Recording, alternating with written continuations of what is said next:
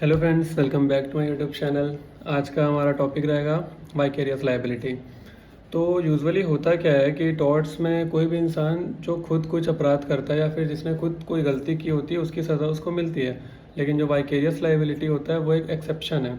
Vicarious liability में आपने अगर किसी के निर्देश में कोई काम किया है तो आपकी गलती की, आपके अपराध की सज़ा उसको मिलेगी। आपने किसी के साथ मिल करके काम किया है तो आप दोनों को सज़ा हो सकती है। तो इसका मतलब ये कि वाइकेरियस लायबिलिटी में एक की गलती की सज़ा दूसरों को भी भुगतनी पड़ती है। ठीक है। Vicarious liability law of torts में एक एक्सेप्शन सर्व करता है। So in case of vicarious liability both the person at whose behest the act is done and the person who does the act are liable. कई तरीके के relationship हो सकते हैं जिसमें वाइकेरियस लायबिलिटी के एक्सेप्शन आएंगे, जिसमें से एक है मास्टर सर्वेंट रिलेशनशिप, एक है प्रिंसिपल एजेंट और जो तीसरा है वह पार्टनरशिप। तो अभी हम जानें कि मास्टर सर्वेंट रिलेशनशिप होता क्या है एक्चुअल में। तो फ्रेंड्स, मास्टर सर्वेंट रिलेशनशिप में होता क्या है। मास्टर सर्वेंट रिलेशनशिप में ये होता है कि एक सर्वेंट होता है जो कि मास्टर के दिए गए डायरेक्शन और कंट्रोल के अकॉर्डिंग काम करता है। ओके, तो अगर सर्वेंट अपने कोर्स ऑफ एम्प्लॉयमेंट के दौरान अगर कुछ भी गलत करता है तो उसकी जिम्मेदारी मास्टर की भी होगी। क्यों होगी? क्योंकि सर्वेंट ने जो भी काम किया है, ऐसा माना जाता है कि सर्वेंट ने जो भी काम किया है उसका डायरेक्शन और उसका कंट्रोल किसके हाथ में है? मास्टर के हाथ में। ओके, तो मास्टर सर्वेंट जो रिलेशनशिप होता है उसमें दो क्राइटेरिया होती है जो कि फुलफिल होनी चाहिए। पहला होता है क्राइटेरिया हायर और फायर टेस्ट। ओके, तो हायर और फायर टेस्ट का मतलब ये होता है कि जो सर्वेंट है वो मास्टर के द्वारा हायर किया हो और मास्टर उससे फायर कर सकता है। ओके, तो ये हायर और फायर टेस्ट होता है। और दूसरा एक होता है डायरेक्शन और कंट्रोल टेस्ट। डायरेक्शन और कंट्रोल टेस्ट का मतलब होता है कि सर्वेंट जो भी काम कर रहा है वो मास्टर के दिए गए निर्देश में और मास्टर का उसमें पूरा कंट्रोल है, ऐसा माना जाता है। तो ये दो क्राइटेरिया जब जब तक फुलफिल नहीं होते तब तक ये नहीं माना जाता कि वो मास्टर और सर्वेंट रिलेशनशिप में है। ओके, अब अगला जो आता है हमारा सेकंड, वो है प्रिंसिपल और एजेंट। Principal agent relationship. अब एजेंट क्या होता है? An agent is someone who is authorised to do an act by another person या फिर on behalf of another person. अब यहाँ पे अनदर पर्सन कौन होगा? तो अनदर पर्सन यहाँ पर प्रिंसिपल होगा। ओके, तो एजेंट के द्वारा कुछ भी काम होगा तो ये समझा जाएगा कि वो प्रिंसिपल के बिहाफ पे ही कर रहा है। और अगर किसी थर्ड पार्टी को कोई भी इंजरी होती है, एजेंट की किसी भी एक्शन से किसी थर्ड पार्टी को कोई भी लीगल इंजरी होती है तो उसके लिए जो प्रिंसिपल होगा वो भी लायबल माना जाएगा। ओके, तो चलिए दोनों का एक एग्जांपल ले लेते हैं क्योंकि थोड़ी सी कंफ्यूजन हो रही होगी कि मास्टर सर्वेंट और प्रिंसिपल एजेंट में डिफरेंस क्या है। तो पहले हम लोग एग्जांपल लेते हैं मास्टर सर्वेंट का। सपोज ए ने अपने सर्वेंट बी को बोला कि उसकी कार को सर्विसिंग के लिए गैराज लेकर के चले जाए। ठीक है, बी ने रास्ते में सी को कार से टक्कर मार दी और सी बहुत ज़्यादा इंजर्ड हो चुका है अब। ओके, तो सी यहाँ पर ए को स्यू करेगा कंपनसेशन के लिए। ओके, तो यहाँ पर ए भी लायबल माना जाएगा क्योंकि बी उसका सर्वेंट था। बी ने ए के कहने पे उसकी गाड़ी लेकर के गया और उसने जाकर के सी को टक्कर मारी। ठीक है, तो यहाँ पर ए को भी लायबल माना जाएगा। ये हो गया मास्टर सर्वेंट रिलेशन। अब आते हैं प्रिंसिपल एजेंट में।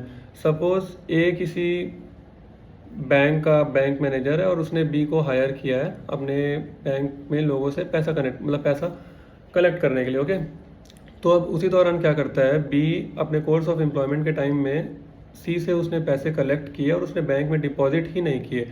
बैंक में डिपॉजिट करने की जगह सपोज वो भाग जाता है। ठीक है, तो इसमें ए भी लायबल होगा। ए इसलिए लायबल होगा क्योंकि ऐसा माना जाता है कि ए प्रिंसिपल है, बी उसका एजेंट है। तो ऐसा माना जाता है कि कोर्स ऑफ एम्प्लॉयमेंट के टाइम में एजेंट जो भी काम करेगा वो प्रिंसिपल के बिहाफ में ही कर रहा है। तो यहाँ पर ये भी माना जाएगा कि अगर बी पैसा लेकर के भाग गया है तो वो उसके लिए ए भी लायबल होगा। ओके, दोनों क्लियर है? तो अब जो हमारा थर्ड पॉइंट है वाइकेरियस लायबिलिटी का वो है पार्टनरशिप। ठीक है, तो पार्टनरशिप को चलिए हम लोग एक एग्जांपल से समझते हैं। ठीक है, पार्टनरशिप में क्या होता है कि पार्टनर्स रिस्पॉन्सिबल होते हैं during the course of employment और during the conduct of business. मतलब कि कोर्स ऑफ एम्प्लॉयमेंट के दौरान और बिजनेस के दौरान या फिर किसी भी पार्टनरशिप में जो भी काम हो रहा है उसके दौरान अगर किसी भी पार्टनर में किसी भी इंसान से अगर कोई भी गलती होती है तो उसके लिए सारे पार्टनर्स लायबल होते हैं। अब वो डिपेंड करता है कि जिससे गलती हुई है उस अकेले इंसान के खिलाफ प्लेंटिव जाना चाहता है या फिर पूरे सारे पार्टनर के खिलाफ जाना चाहता है, ये उसका पर्सनल डिसीजन होगा। ओके, तो पार्टनरशिप का हम लोग एक एग्जांपल समझते हैं। सपोज ए बी सी 3 लोग हैं, तीनों ने मिल करके एक इन्वेस्टमेंट कंपनी स्टार्ट की है। ओके, तो इसमें उनका काम ये है कि वो लोगों से पैसे लेंगे और उसको शेयर मार्केट में इन्वेस्ट करेंगे। ओके, तो ए बी सी तीनों पार्टनर हैं। बी ने सपोज डी से पैसे ले लिए और उससे लेकर के वो भाग गया, फरार हो गया। ओके, तो यहाँ पर डी ए और सी को भी लायबल ठहरा सकता है। बी के एक्शन के लिए ए और सी भी लायबल होंगे। ओके, तो पार्टनरशिप का एग्जांपल क्लियर हो गया, मास्टर सर्वेंट का एग्जांपल क्लियर हो गया और प्रिंसिपल एजेंट का एग्जांपल क्लियर हो गया। ठीक है, तो इन तीनों के अलावा भी एक और एक्सेप्शन ले लेते हैं। एक और एक्सेप्शन आता है, वो इंडिपेंडेंट कॉन्ट्रैक्टर का। ओके, तो इंडिपेंडेंट कॉन्ट्रैक्टर क्या होता है? इंडिपेंडेंट कॉन्ट्रैक्टर वो होता है जो किसी के डायरेक्शन या किसी के कंट्रोल में नहीं होता है, वो अपने हिसाब से काम करता है, वो टेंडर लेता है, वो उसको ठेका दिया जाता है और वो उसको कॉन्ट्रैक्ट मिलता है कोई एक काम, कोई एक स्पेसिफिक काम को करने के लिए, तो वो होता है इंडिपेंडेंट कॉन्ट्रैक्टर। एक एग्जांपल ले लेते हैं इंडिपेंडेंट कॉन्ट्रैक्टर का। सबसे अच्छा एग्जांपल होगा बिल्डर। सबसे अच्छा बिल्डर या कंस्ट्रक्टर, कोई बिल्डिंग अगर कंस्ट्रक्ट कर रहा है, कोई अगर सोसाइटी कंस्ट्रक्ट हो रही है, तो वहाँ पर हम एक इंडिपेंडेंट कॉन्ट्रैक्टर को हायर करते हैं एक स्पेसिफिक टास्क के लिए। ओके, बिल्डिंग कंस्ट्रक्ट करने के लिए हमने हायर किया, वो हमारे डायरेक्शन या हमारे कंट्रोल में काम नहीं करेगा, वो अपने अकॉर्डिंग काम करेगा, अपने अकॉर्डिंग कंस्ट्रक्शन करेगा, अपने अकॉर्डिंग बिल्डिंग करेगा। ओके, तो फ्रेंड्स आज के हमने वीडियो में वाइकेरियस लायबिलिटी कवर किया, जिसमें जो भी वाइकेरियस लायबिलिटी के अंदर जिस भी प्रकार के रिलेशनशिप होते हैं, 4 प्रकार के होते हैं। 4 प्रकार के रिलेशनशिप हमने बता दिए। एक था मास्टर सर्वेंट, दूसरा था प्रिंसिपल एजेंट, तीसरा था पार्टनरशिप और साथ ही साथ हमने एक इंडिपेंडेंट कॉन्ट्रैक्टर भी कंप्लीट कर लिया। ओके, वीडियो अच्छा लगा तो लाइक करना, और अगर वीडियो से रिलेटेड कोई भी क्वेश्चन हुआ या फिर कोई भी क्वेरी हुई और अगर आप किसी और टॉपिक की वीडियो चाहते भी हो तो आप कमेंट करके बता सकते हो। Okay, thank you.